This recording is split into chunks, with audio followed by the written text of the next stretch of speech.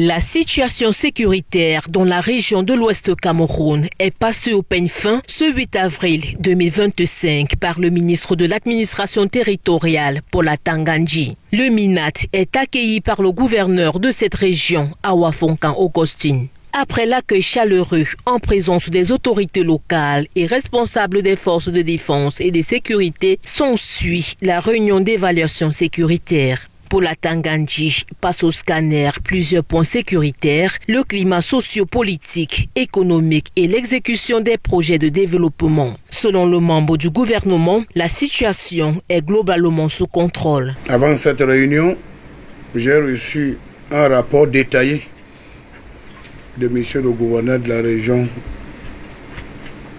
de l'Ouest. À l'analyse de ce rapport du gouverneur, nous pouvons conclure sans risque de se tromper que la situation sécuritaire dans la région de l'Ouest est globalement sous contrôle. Au cours des assises, Paula Tangandji répercute des hautes instructions du président de la République sur certains domaines qui méritent un intérêt particulier. Il s'agit de la criminalité dans certains départements, les activités des coupeurs de route, l'infiltration des terroristes qui viennent du nord-ouest en passant par les Bamboutos et le Noun. Un mécanisme fiable est mis en place pour contenir ces hors-la-loi qui perturbent la tranquillité des populations, martèle l'émissaire du chef de l'État. Il est question de renforcer la vigilance sur le terrain et combattre le trafic des drogues, stupéfiants et fabrication illicite des produits de grande consommation. Le chef de l'État a également donné une instruction ferme pour combattre le trafic des drogues et des stupéfiants, qui prend désormais une dimension inquiétante. Le chef de l'État a lui-même établi le lien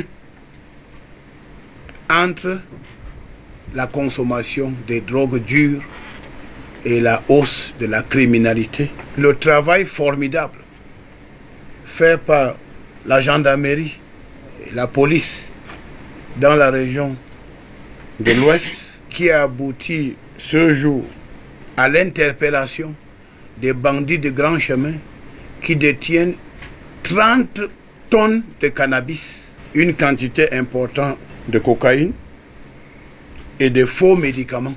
Je voudrais, à travers monsieur le gouverneur, adresser les sincères encouragements du chef de l'État aux forces de défense et de sécurité de la région. Les éléments des forces de défense et de sécurité sont félicités par le chef de l'État. Il leur est toutefois recommandé un travail en synergie avec les populations.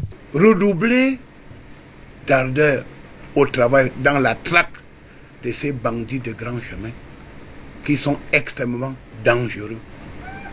Travailler en synergie, les autorités administratives, les forces de défense et de sécurité et les populations. J'ai lu plusieurs rapports du gouverneur et j'ai pu constater que les populations participent effectivement à tout ce que nous faisons. Autre point évoqué, l'élection présidentielle prévue au mois d'octobre prochain, ainsi que les élections régionales. Tous ces scrutins doivent se dérouler dans la paix. Elecam est un organe indépendant. L'administration est dans l'argent du gouvernement.